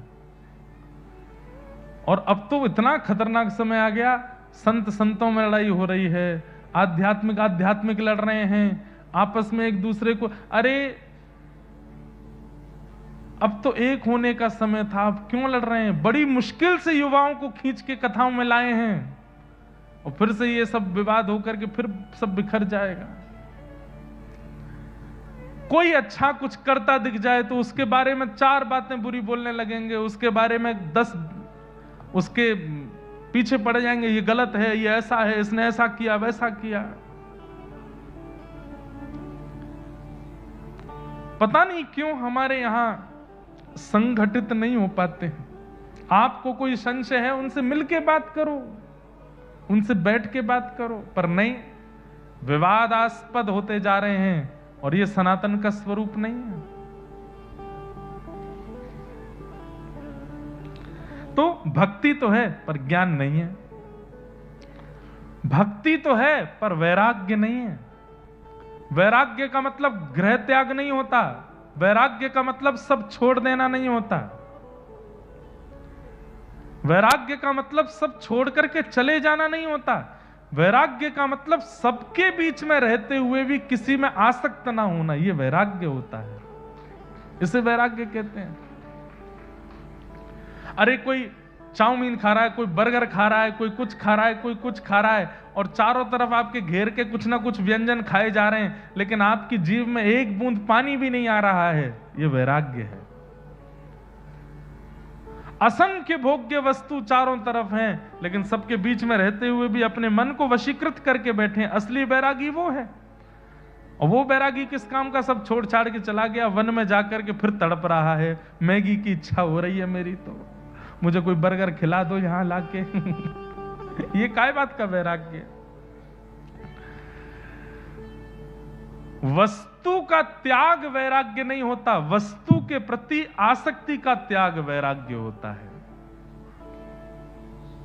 मैं कितने ऐसे परिवार जिनमें जाता हूं जहां दंपति पति पत्नी हैं पर वो महावैरागी से ही हैं, बस दंपति हैं पर विरक्त रहते हैं, आसक्त नहीं है। तो भक्ति के दो पुत्र हैं, ज्ञान और वैराग्य, इन दोनों को चित्त में धारण करना आवश्यक है। कम से कम इतना ज्ञान तो हो कि हम दिनचर्या में जो धार्मिक क्रिया करते हैं उसका अर्थ क्या है, इतना ज्ञान तो हो। और कम से कम इतना वैराग्य तो हो कि जब नवरात्रि चल रही हो, एकादशी हो रही हो, रामनवमी हो रही हो, कृष्ण जन्माष्टमी हो रही हो, कम से कम इतना वैराग्य तो हो कि एकादशी, रामनवमी, जन्माष्टमी, नवरात्रि के दिन अन्य व्यंजनों पर मन ना जावे, इतना वैराग्य तो हो। और नवरात्रि में तीसरे दिन रो रही हैं माताएं बहनें, क्यों? अभी तो 6 दिन और बचे हैं, कैसे ही तो व्रत हो ही नहीं रहा मुझसे, अब तो मैं खा ही नहीं पा रही, ये समा की खिचड़ी खा खा के पक गई मैं तो। इतना भी वैराग्य नहीं है। वैराग्य भक्ति की पुत्र का नाम है। तो ज्ञान वैराग्य की वृद्धता दूर करो। नारद जी से जब ये प्रार्थना की भक्ति महारानी ने, नारद जी बद्रिकाश्रम पहुंचे, वहां सनत कुमारों ने कहा कि ज्ञान और वैराग्य को यदि पुष्ट करना है तो भागवत की कथा कराओ। तब नारद जी महाराज ने कहा कौन सुनाएगा? तब आपसे ही निवेदन किया। सनत कुमारों ने आनंद नाम के वन में आकर के कथा कहना प्रारंभ किया। देवी आए, देवता आए, ऋषि कुमार आए, सब लोग पहुंचे और जैसे ही भक्ति अपने पुत्र ज्ञान वैराग्य के साथ वहां पहुंची है, भक्ति सुतौ तौ तरणौ गृहीत्वा प्रेमैक रूपा सहसा विरासी श्री कृष्ण गोविंद हरे मुरारे नाथेति नामानि मुहुः वदन्ति। भक्ति महारानी के दोनों पुत्र ज्ञान और वैराग्य सब युवा होते चले गए और श्रीमद् भागवत जी की कृपा से ज्ञान और वैराग्य पुष्ट हुए। बोलो भागवत महापुराण की। ये भागवत जी का प्रथम महात्म्य है। भागवत जी के महात्म्य की दूसरी कथा में आता है, आत्मदेव नाम के ब्राह्मण थे, उनके कोई संतान नहीं थी। संत ने उनको फल दिया, अपनी पत्नी को खिला देना। पत्नी ने वो फल बांझ गैया को खिला दिया, तो गैया के गर्भ से जो जन्म हुआ वो हुआ श्री गोकर्ण जी महाराज का। और पत्नी अपने सहेली के पुत्र को लाकर के सौंप देती है, कहती है मेरा ही बेटा है। उसका नाम रखा गया धुंधुकारी। मैं सूक्ष्म में सुना रहा हूं। पूरी कथा का एक ही अर्थ है कि घनघोर प्रेत योनि होती है। गया श्राद्ध से भी मुक्ति प्राप्त नहीं हुई, ऐसा धुंधुकारी प्रेत बना। गोकर्ण जी महाराज आश्चर्य में आ गए कि मैंने गया श्राद्ध कर दिया तब भी ये मुक्त क्यों नहीं हो पाया प्रेत योनि से। तब सूर्य नारायण भगवान ने कहा वो इतना प्रचंड प्रेत बना है कि गया श्राद्ध से भी उस पर कल्याण नहीं होगा। बोलो क्या करें? बोलो श्रीमद् भागवतान मुक्ति सप्ताहम वाचनम कुरु इति सूर्यवचः सर्वै धर्म रूपम तुवे श्रुतम। श्रीमद् भागवत की सप्ताह कथा करो। सूर्य नारायण आज्ञा कर रहे हैं, कितनी भी प्रचंड प्रेत योनि में कोई क्यों ना फंसा हो, कथा होते ही वो मुक्त होता है। बंधुओं, आप लोग कथा सुन रहे नहीं, आपके अलावा भी बहुत कोई है, वो यहाँ वायुमंडल में भ्रमण कर रहे हैं। जैसे ही पता चला कि यहाँ कथा होने वाली है, यहाँ असंख्य ऐसी जीवाणु के रूप में वो प्रेत योनियों के सब यहाँ भ्रमण कर रहे हैं अपनी मुक्ति के लिए, और इस कथा के माध्यम से वे सब मुक्त होते चले जाएंगे यहां से। मेरे मन में इस बात को कहते हुए एक भाव आता है, जब मरे हुओं को मुक्त कर सकती है तो हम तो जीवित हैं। श्रीमद् भागवतम जीवितों को मुक्त नहीं कर सकती भैया। मुक्त मृत्यु के बाद नहीं होता व्यक्ति, मुक्त जीवित अवस्था में होता है व्यक्ति। श्रीमन रामानुजाचार्य जी महाराज, हमारे आचार्य चरण, वो अपनी प्रकट अवस्था में मुक्त हो गए, इसीलिए आज तक उनका नाम है। सूरदास जी महाराज, कुम्मन दास जी महाराज, कबीर दास जी महाराज, भक्तिमती मीराबाई, और जिन जिन के चरित्र आप सुनेंगे कथा में आगामी दिनों में, ये सब वह भक्त हैं जिन्होंने जीवित अवस्था में अपने आप को मुक्त कर दिया। कोई ग्रंथि नहीं है, कोई बंधन नहीं था इनके जीवन में, सबसे मुक्त होकर के ऊपर उठ गए। और यही तो भागवत कराती है। अंग्रेजी में एक शब्द होता है ब्रॉड माइंडेड। हमें नहीं लगता कि संसार में आध्यात्मिक व्यक्ति से ज्यादा ब्रॉड माइंडेड कोई होता होगा। आध्यात्मिक व्यक्ति के विचार संकीर्ण नहीं होते, विकसित होते हैं। जो घटनाओं को, जो अपने जीवन में आने वाले आर्तों को, विषादों को पीड़ा समझ करके स्वीकार करे, वो संकीर्ण विचारधारा वाला है। लेकिन अपने जीवन की हर घटना को ठाकुर जी का प्रसाद माने, वही आध्यात्मिक व्यक्ति है, वही आध्यात्मिक है। तो श्री गोकर्ण जी महाराज ने भागवत की कथा की, और उस सप्ताह कथा को सुनकर के अत्यंत घनिष्ठ प्रेत योनि में पड़ा हुआ वह धुंधुकारी मुक्त होकर के भगवत धाम को प्रस्थान कर गया। बोलो भागवत महापुराण की। श्रीमद् भागवत जी की एक कृपा है कि भागवत जी की कृपा से ज्ञान, वैराग्य, भक्ति चित्त में पुष्ट होती है, और श्रीमद् भागवत जी की कृपा से जीवित अवस्था में मुक्त हो जाते हैं, और मृतक अपनी प्रेत योनि से मुक्त हो जाते हैं। ऐसी सर्वांगीण विकास करने वाली, सर्वांगीण उद्धार करने वाली श्रीमद् भागवत महापुराण को हम बारंबार प्रणाम करते हैं। ये महात्म है। एक श्लोक अंतिम कहकर के हम महात्म को विश्राम देंगे। असारे संसारे विषय विषसंगा कुलधिया क्षणार्धम क्षेमार्थम पिबत सुख गाथा तुलसुधा किमर्थम व्यर्थम भो व्रजत कुपथे कुत्सित कथे परीक्षित साक्षी यश्रवण मुक्त्युक्ति कथने। इस असार रूपी संसार में, इस विषय रूपी संसार में यदि सार कुछ है तो वो भगवान नाम है, भगवान कथा है। साक्षी है कौन? परीक्षित साक्षी, कि इस कथा को सुनकर के भगवत धाम को प्रस्थान कर गए। इसलिए भैया इस कथा का आश्रय हम आप सब लोग लेंगे। आज प्रथम दिन था कथा का, बहुत विलंब से हुई, इसलिए हम थोड़े में ही केवल महात्म की चर्चा करके आज के मंगल विषय को विराम देंगे।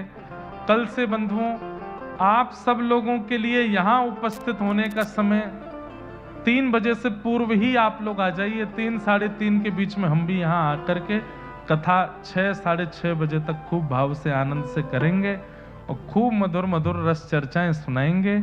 आप सब लोग खूब भाव से पधारो, खूब आनंद से कथा का रस लीजिए। महाराज जी से हमने निवेदन तो किया था कि आप आज कुछ अपनी वाणी का आशीर्वाद दें। महाराज जी बोले आज विलंब बहुत हुआ, कल महाराज जी का आशीष भी हम लोग सब ग्रहण करेंगे। आप सब लोगों को बहुत बहुत जय श्री कृष्ण, जय श्री कृष्ण, जय सिया राम, जय सिया राम, जय श्रीमन नारायण। जय श्रीमन्नारायण। श्यामा हृदय कमल सो प्रगट्यो, श्यामा हृदय कमल सो प्रगट्यो, श्यामा हृदय कमल सो प्रगट्यो, श्यामा हृदय कमल सो प्रगट्यो, श्याम हृदय कुभाय वृंदावन प्यारो वृंदावन, वृंदावन प्यारो वृंदावन, हे श्री वृंदावन मेरो वृंदावन, वृंदावन प्यारो वृंदावन, सब सुख सागर रूप उजागर रहे वृंदावन धाम, सब सुख सागर रूप उजागर रहे वृंदावन धाम, हाँ प्यारो रहे वृंदावन धाम, प्यारो रहे वृंदावन धाम, हे रूप गोस्वामी प्रगट कियो जहाँ, गोस्वामी प्रगट कियो जहाँ, रूप गोस्वामी प्रगट कियो जहाँ, गोस्वामी प्रगट कियो, राधा गोविंद रूप निधान, वृंदावन मेरो वृंदावन, वृंदावन मेरो वृंदावन, हे श्री वृंदावन मेरो वृंदावन, वृंदावन मेरो वृंदावन, रूप गोस्वामी प्रगट कियो जहाँ, गोस्वामी प्रगट कियो, राधा गोविंद रूप निधान, वृंदावन मेरो वृंदावन, मेरो वृंदावन, हे श्री वृंदावन प्यारो वृंदावन। प्यारो वृंदावन, इस वृंदावन रसामृत पद में एक पंक्ति महाप्रभु जगन्नाथ जी के लिए भी लिखी है, वही गाते हैं। हाँ बलभद्र और सुभद्रा संग विराजे ब्रज के नाम, बलभद्र और सुभद्रा संग विराजे ब्रज के नाम, ओ बलभद्र और सुभद्रा संग विराजे ब्रज के नाम, बलभद्र और सुभद्रा संग विराजे ब्रज के नाम, हे रथ आरूढ़ भय नंद नंदन, रथ आरूढ़ रथ आरूढ़ भय नंद नंदन, रथ भुजा उठा के कहलाए जगत के नाथ, वृंदावन मेरो वृंदावन, हे श्री वृंदावन मेरो वृंदावन, रथ आरूढ़ भय नंद नंदन, रथ आरूढ़ भय ओ कहलाए जगत के नाथ, वृंदावन मेरो वृंदावन, हे श्री वृंदावन प्यारो वृंदावन। आइए नाथ नाथ नाथ मेरे नाथ जगन्नाथ, हे नाथ नाथ नाथ मेरे नाथ जगन्नाथ, हे नाथ नाथ नाथ मेरे नाथ जगन्नाथ,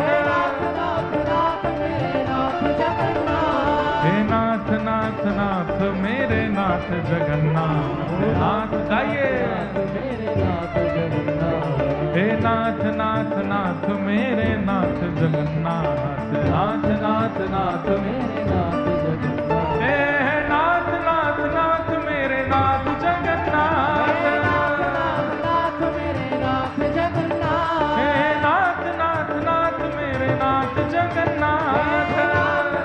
नाथ मेरे नाथ जगन्नाथ। हो जय राधे राधे राधे राधे श्री राधे राधे राधे राधे जय राधे राधे जय राधे राधे श्री राधे राधे राधे राधे जय राधे राधे। राधे राधे। देखो अब ये 7 दिन आप लोगों को बिल्कुल ऐसे सुस्त मायूस नहीं रहना भैया, ये तो आनंद के दिन है। हर दिन ऐसा लगना चाहिए कि आज कोई उत्सव है। ठाकुर जी आए हैं साक्षात कटनी में, महाप्रभु जगन्नाथ जी प्रकट हो रहे हैं। दोनों भुजा उठाओ और सुनो, जो सबसे ऊंचा उछलेगा वाकू मंच पे बुला के हम माला पहनाएंगे। देखें आज कौन से कटनी वाले इनमें कितनी ताकत है। उठाओ भुजा। नाथ नाथ नाथ मेरे नाथ जगन्नाथ। नाथ नाथ नाथ मेरे नाथ जगन्नाथ। हे नाथ नाथ नाथ मेरे नाथ जगन्नाथ। नाथ नाथ नाथ मेरे नाथ जगन्नाथ। हे नाथ नाथ नाथ मेरे नाथ जगन्नाथ। नाथ नाथ नाथ मेरे नाथ जगन्नाथ। ये नीले कुर्ते वालों लाला आ जा भैया, मंच पे आ जा। हो जय राधे राधे राधे राधे श्री राधे राधे राधे राधे जय राधे राधे जय राधे राधे श्री राधे राधे। राधे राधे। सुनो, ये वाली प्रतियोगिता रोज होगी अब। इधर आओ। वाह बहुत बढ़िया, जैसे खुश रहो। कल से थोड़ा कम भोजन करके आइएगा और दोनों भुजा उठा करके जैसे वृंदावन में हमारे वैष्णव नृत्य करते हैं। जय राधे राधे श्री राधे राधे वृषभानु दुलारी श्री कृष्ण पियारी बरसाने वाली कीरत सुत प्यारी। जय राधे राधे श्री राधे राधे जय राधे राधे श्री राधे राधे जय जय श्री राम जय जय श्री राम जय जय श्री राम। बोल वृंदावन बिहारी लाल की, श्री राधा रमण लाल की, श्री राधा वल्लभ लाल की, श्री जगन्नाथ महाप्रभु की, प्यारे गिरधर लाल की, श्री रंगनाथ भगवान की, भाष्यकार शेषावतार श्री रामानुस्वामी जी महाराज की, स्वामी जी महाराज की, पूछरी के लौटा की खूब खूब प्यारे। क्या बात है बंसी वारे, शाबाश। जय श्री कृष्ण, जय सिया राम, जय श्रीमन नारायण। कल पुनः मिलेंगे 3 बजे। आप सबको तब तक प्रणाम।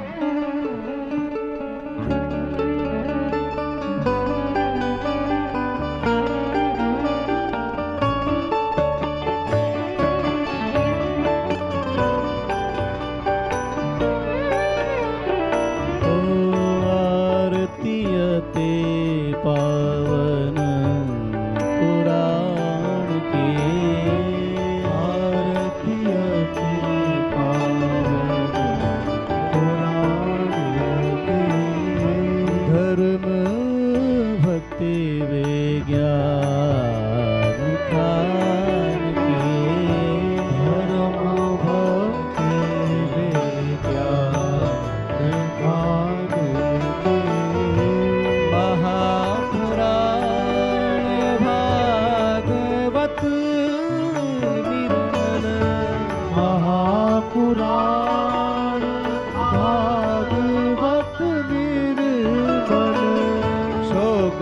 दुख विगलित निगम कल्प फल परमानंद सदारस में कर लीलारती रस रस निधान की आरती के पावन पुराण के विषय विलास विमोह विनाशिनी विषय विलास विमोह विनाशिनी विमल विराग विवेक विकाशिनी भगवत तत्व रहस्य प्रकाशिनी परम ज्योति परमात्म ज्ञान की आरती के पावन पुराण के परमहंस मुनि मन उल्लासिनी परमहंस मुनि मन उल्लासिनी रस हृदय रस रास विलासिनी मुक्ति मुक्ति रति प्रेम सदासिनी कथा किंचन प्रिय सुजान की आरती के पावन पुराण को धर्म भक्ति विज्ञान खान की आरती